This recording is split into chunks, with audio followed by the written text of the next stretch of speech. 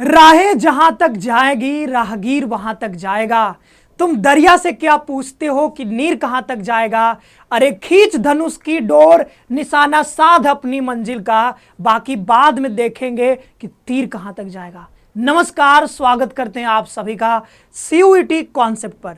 आशा करते हैं आप सब बहुत अच्छे होंगे, स्वस्थ होंगे और प्रसन्न भी होंगे। तो आज के इस वीडियो में हम लोग बात करने जा रहे हैं सीयूटी यूजी 2026 के कंप्लीट डिटेल के ऊपर। हर एक डिटेल यहां पर हम आपको बताने वाले हैं। सीयूटी यूजी 2026 के लिए सिलेबस क्या रहने वाला है, कहां से सिलेबस आपको मिलेगा, एलिजिबिलिटी क्राइटेरिया क्या रहेगा, एडमिशन प्रोसेस क्या रहेगा, एग्जाम पैटर्न क्या होता है, एक क्वेश्चन जब आप सही करते हो तो कुछ कितने नंबर आपको मिलते हैं, अगर गलत करते हो तो क्या यहाँ पे नेगेटिव मार्किंग है नहीं है, वो सब बताया जाएगा। सब्जेक्ट्स कौन कौन से आपको लेने चाहिए अगर आप सीयूटी यूजी देने जा रहे हो।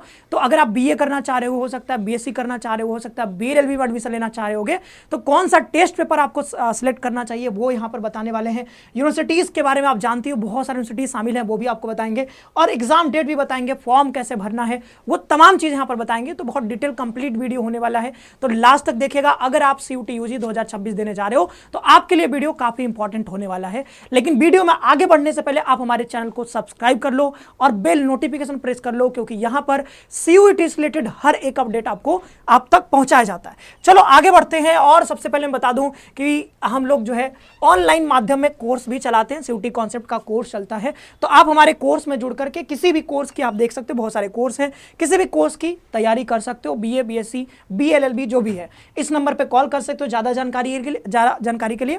अदरवाइज सीधा आप जाओ प्ले स्टोर पे और वहां से डाउनलोड करो सीयूटी कॉन्सेप्ट एप्लीकेशन और देन आप कोर्स परचेज कर सकते हो। चलो आगे बढ़ते हैं, सीधा आ जाते हैं वीडियो के ऊपर।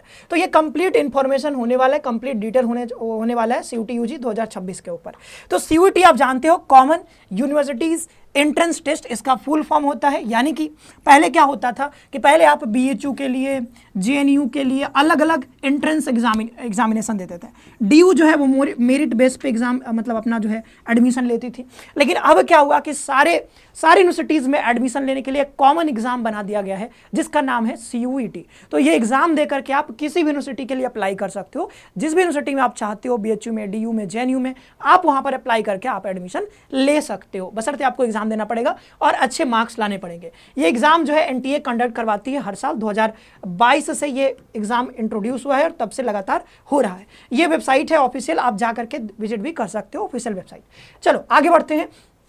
अब बताते हैं व्हाट इज सीयूटी यूजी। जैसे बता ही दिया है कि ये जो है नेशनल लेवल एंट्रेंस एग्जामिनेशन है for admission to UG courses in central universities, state universities, private universities, deemed universities, बहुत सारे यूनिवर्सिटीज हैं इसमें।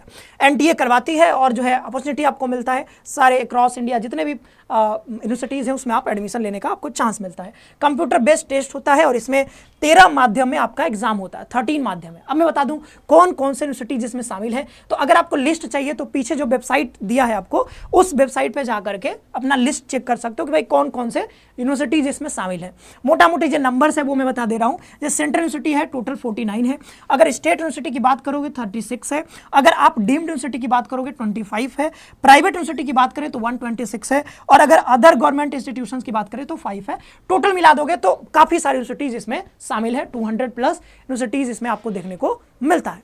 अब आगे बात कर लेते हैं यहाँ पर हम ये जो है इंपॉर्टेंट डेट्स के बारे में। तो इंपॉर्टेंट डेट्स है वही है कि मतलब एप्लीकेशन फॉर्म कब आएगा। तो लगभग फेब के मंथ में पूरा उम्मीद है कि आपका एप्लीकेशन फॉर्म जारी कर दिया जाएगा जो है फरवरी के महीने में। तो 20 फरवरी आप एक डेट लेकर के चल सकते हो, इसके आसपास आपका एप्लीकेशन फॉर्म आ जाएगा। और जैसे एप्लीकेशन फॉर्म आएगा आपको पूरे 1 मंथ का यहाँ पे टाइम दिया जाएगा एप्लीकेशन फॉर्म भरने के लिए। देन जो लास्ट डेट रहने वाला है एप्लीकेशन फॉर्म का, वो आप जानते हो कि अगर फरवरी में आता है तो मार्च तक रहेगा। मान लो 20 फरवरी को आता है तो 19 मार्च तक, लगभग ये 20 मार्च तक रहेगा। तो टोटल 1 महीने आपका डेट रहेगा।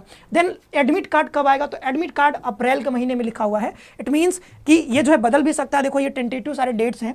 अगर देखो आपका एग्जाम 10 मई को पड़ा है तो आपका जो एडमिट कार्ड आएगा लगभग 4 दिन पहले, यानी कि 6 मई के आसपास आपका आ जाएगा। मान लो किसी बच्चे का जो है 1 मई को एग्जाम हो रहा है तो उसका जो एडमिट कार्ड है लगभग 28 मार्च के आसपास यहाँ पर आ जाएगा, सॉरी अप्रैल आ जाएगा। ठीक है, तो 28 अप्रैल 27 अप्रैल ये आप देखोगे आपका जो है एडमिट कार्ड आ जाएगा। तो जिस दिन एग्जाम आपका होता है, क्योंकि आपको पता है मल्टीपल डेज में आपका एग्जाम होता है, अलग अलग शिफ्ट्स में एग्जाम होते हैं, तो आपको देखना होता है कि भाई आपका एग्जाम किस डेट को है, उसके 4-5 दिन पहले आपको ये आ जाता है आपका एडमिट कार्ड। रिजल्ट डिक्लेरेशन की बात करें तो ये जून के महीने में आपका रिजल्ट आ जाएगा, मई में एग्जाम होगा, फिर जो है जून में महीने में आपका रिजल्ट आ जाएगा। एलिजिबिलिटी क्राइटेरिया देख लें कि भाई कौन कौन से बच्चे इस एग्जाम को दे सकते हैं। तो यहाँ पर क्या है, एज का ऐसा कोई क्राइटेरिया नहीं है, आप जो है एज मतलब 20 साल के हो, 22 साल को आप एक एग्जाम दे सकते हो, कोई समस्या नहीं है। एजुकेशनल क्वालिफिकेशन जो है वही क्लास 12 पास आउट होना चाहिए, या फिर 2026 में आप अपियरिंग हो, यानी 2026 में अभी पास नहीं किए हो, 2026 में कर लोगे तो आप ये एग्जाम आराम से दे सकते हो। और यहाँ पर मिनिमम मार्क्स का यहाँ पर बोला जा रहा है कि लगभग यहाँ पे आपको देखना होगा 50%, 45% ये सब आपके नंबर होने चाहिए। वैसे ही वो उतना इंपॉर्टेंट नहीं होता है। एज लिमिट यहाँ पे कोई एज लिमिट नहीं है CUT UG के एग्जाम देने के लिए। लेकिन अगर आप BHU में एडमिशन लेना चाहते हो तो आपका जो मैक्सिमम एज होना चाहिए वो 22 साल होना चाहिए, ये BHU कहती है।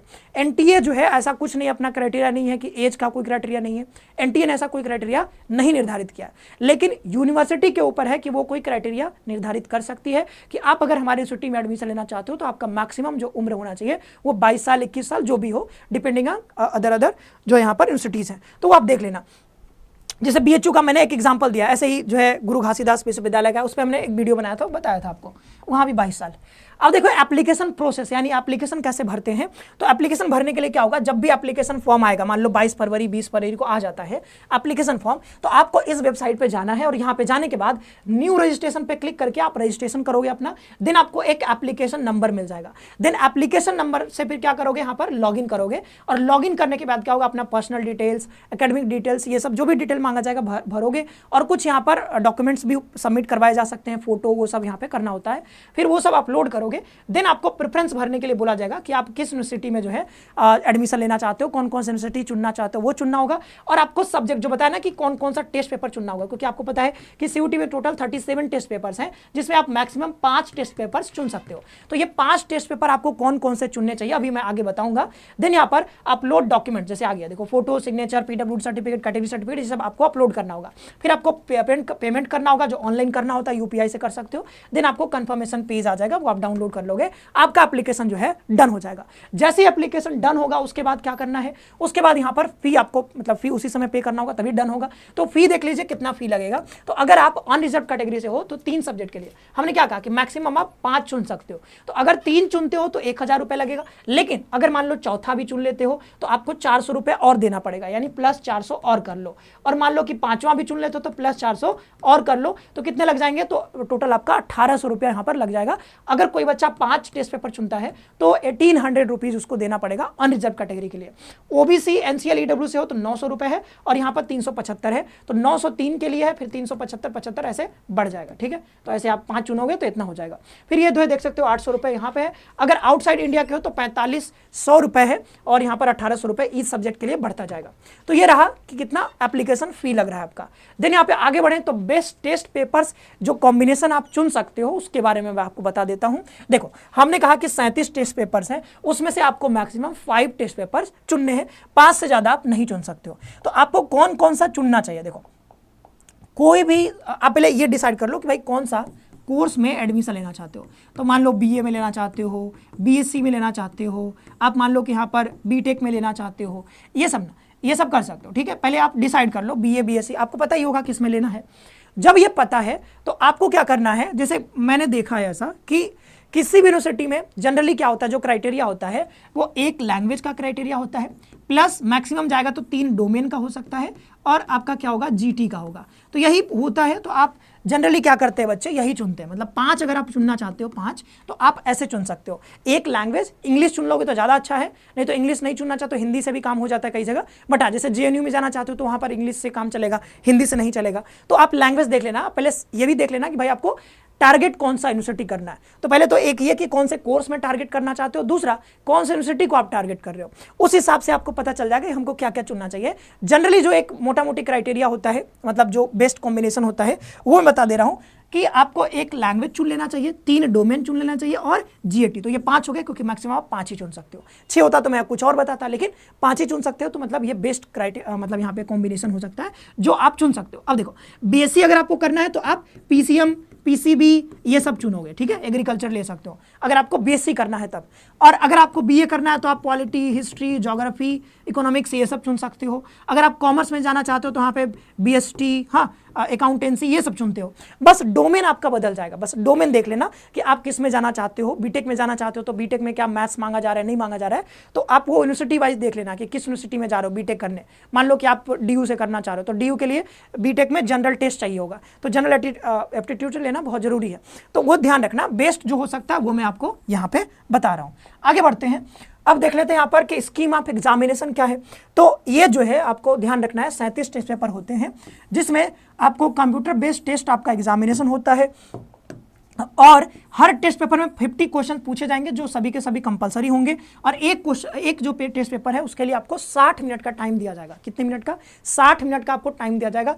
एक पेपर को हल करने के लिए 60 मिनट यानी 1 घंटे का टाइम मिलेगा। और यहाँ पे नेगेटिव मार्किंग भी है, अगर आप एक सही करते हो तो 5 नंबर, एक गलत करते हो तो 1 नंबर आपको कट जाएगा, मतलब नेगेटिव मार्किंग मिल जाएगा। अब देखो यहाँ पर एमसीक्यू होता है, आपको पता ही है, 4 ऑप्शन रहेंगे, आपको टिक करना होगा कंप्यूटर के सामने बैठ करके। एग्जाम का स्ट्रक्चर देख सकते हो, लैंग्वेज होता है, डोमेन सब्जेक्ट होता है और जीएटी होता है। तो लैंग्वेज में 13 लैंग्वेज है। देन यहाँ पर डोमेन में आपके पास बहुत सारे डोमेन है, शायद 23 है लगभग।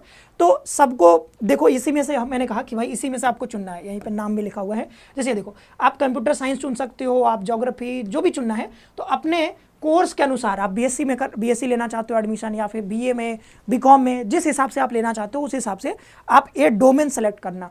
जीएटी और लैंग्वेज तो वही रहेगा, उसमें तो मतलब ऐसा है नहीं कि आप चुनना है। हाँ, लैंग्वेज में चुनना है, बट जनरली बच्चे हिंदी इंग्लिश चुनते हैं। आप और भी चुनना चाहते हो तो चुन सकते हो। एक और चीज़ कि भाई अलग अलग माध्यम में एग्जाम होता है। मान लो आप बंगाल से आते हो और आपको बंगाली आता है, आप चाहते हो कि सर मुझे ना बंगाली में ही पेपर देना है, मुझे इंग्लिश नहीं चाहिए, मुझे हिंदी नहीं चाहिए, मुझे जो अपना पेपर चाहिए, जो मीडियम होना चाहिए पेपर का, वो बंगाली होना चाहिए, तो आप बिल्कुल बंगाली में एग्जाम दे सकते हो।